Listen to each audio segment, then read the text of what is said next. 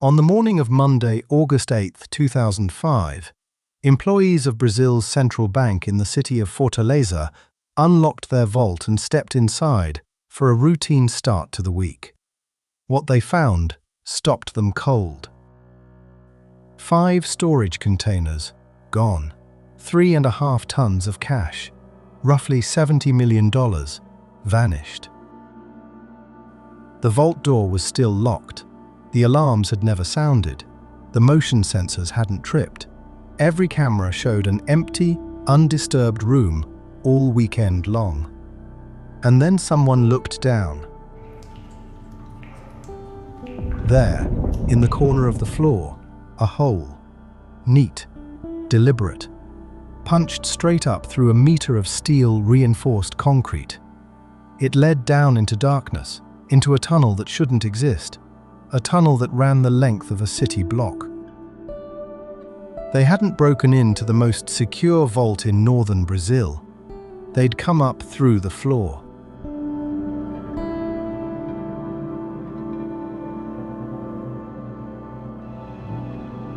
To understand this heist, you have to understand what was inside that vault and why it was the perfect thing to steal.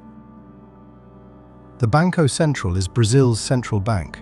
Its regional branch in Fortaleza did something very specific. It held used banknotes.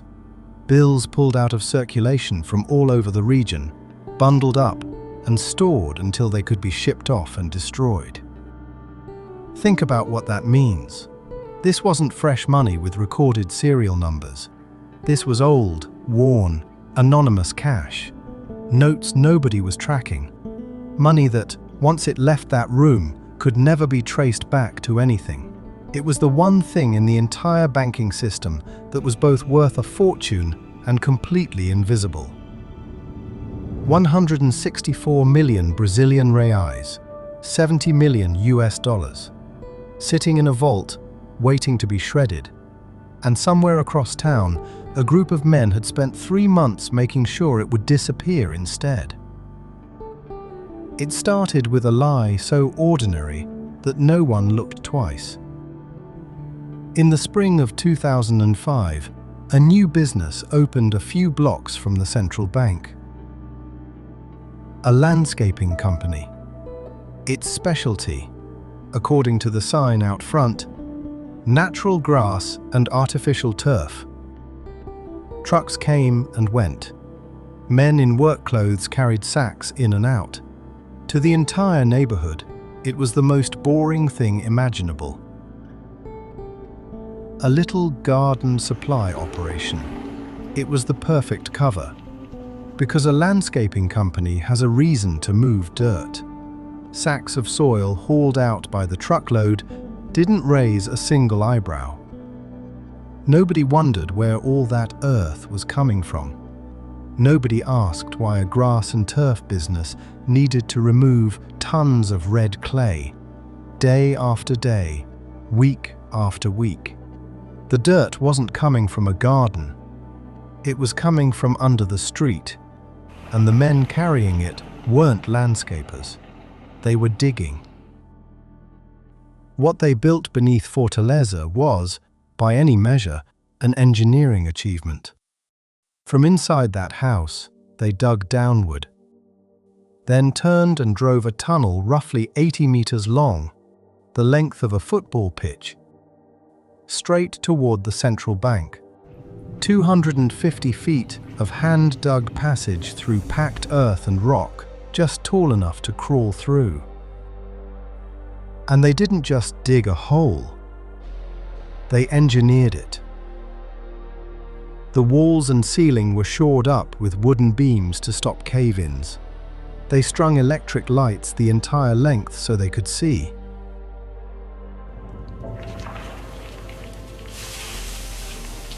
They even installed ventilation and air conditioning, because 80 meters underground, in the heat of northeastern Brazil, with a crew working in shifts around the clock, the air runs out and the temperature climbs fast. But the hardest part wasn't the digging. It was the aiming. They were tunneling blind, underground, across a full city block, and they had to come up in exactly the right place. Not the street, not the wrong room, not an inch off target. They had to surface directly beneath the vault, inside a building crawling with guards and sensors, without anyone above ever hearing a sound. And on the weekend of August 6th, after 3 months in the dark, they reached it. Above them now was the last obstacle, the vault floor itself. More than a meter of steel-reinforced concrete, engineered to keep people out. They cut up through it from underneath. The bank was closed for the weekend. No staff, no transactions. 2 full days with nobody watching the inside of that room. The thieves had all the time in the world, and every layer of security the central bank had built, the locked door, the alarms, the cameras, the sensors, was designed to catch someone coming through the entrance. Nobody had planned for someone coming up through the ground.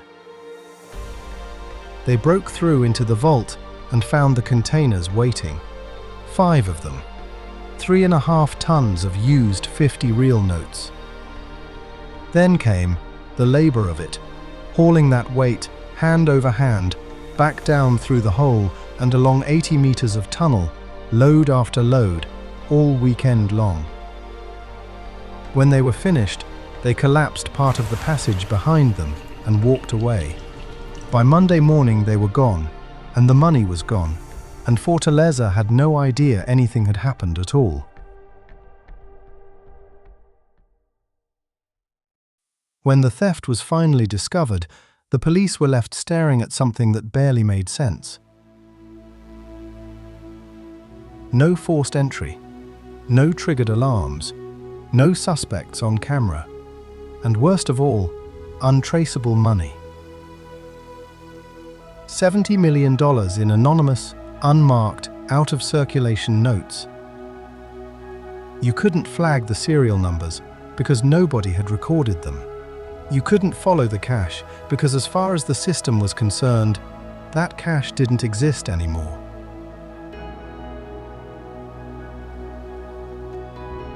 The crew had thought of everything. The cover, the tunnel, the timing, the loot. It was, on paper, one of the most perfect robberies ever committed. And it should have been the end of the story. A gang of ghosts, rich beyond imagination, gone forever. But here is the strange, brutal truth about the Fortaleza heist. Almost none of them got to keep it, and for some of them, that untraceable fortune became the worst thing that ever happened to them. The first crack came from the money itself. You can't spend $70 million quietly, and some of the crew didn't even try. Within days, suspicious purchases started rippling through the city. Most famously, a cluster of vehicles bought outright, in cash. No financing, no questions. 11 cars paid for on the spot. In a region where nobody pays cash for a fleet of cars, that gets noticed, that gets reported, and investigators, with almost nothing else to go on, started pulling the thread. The arrests began. Over the following months and years, dozens of people connected to the heist were rounded up. Some of the money was recovered, but only a fraction. To this day, the federal police estimate that 70 to 80% of it was never found. But the police weren't the only ones hunting the crew. And they weren't the most dangerous.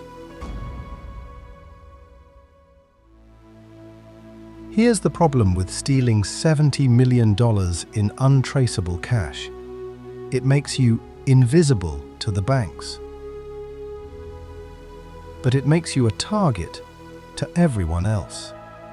Because if the money can't be traced, then it can be taken. and no one will ever be able to prove it existed.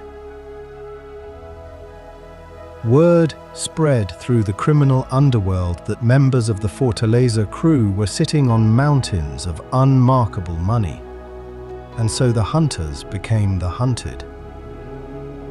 Gang members were kidnapped, held for ransom, extorted for their share. One of them was Luis Fernando Ribeiro, believed to be a mastermind and financier of the entire operation. He was abducted. A ransom was paid, somewhere around 900,000 reais, handed over to get him back. They killed him anyway. His body was found in October of 2005, just months after the greatest robbery in Brazilian history. He had pulled off the perfect crime, and it got him murdered before the year was out. Today, the Fortaleza tunnel is legend. Most of the money was never recovered. Some of the crew were never caught, and of the ones who were arrested, imprisoned, or found in shallow graves, few of them ever truly got to enjoy a single note of what they took. They beat the vault. They beat the alarms. They beat the police.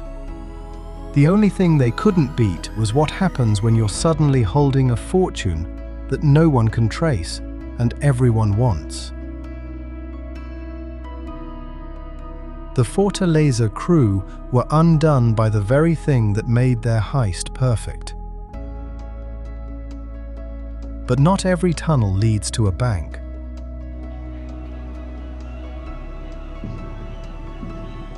In our next story, a gang broke into a vault that held something far stranger than money and pulled off a robbery that, decades later, the FBI still calls the largest art theft in history. If you want that story the moment it drops, subscribe.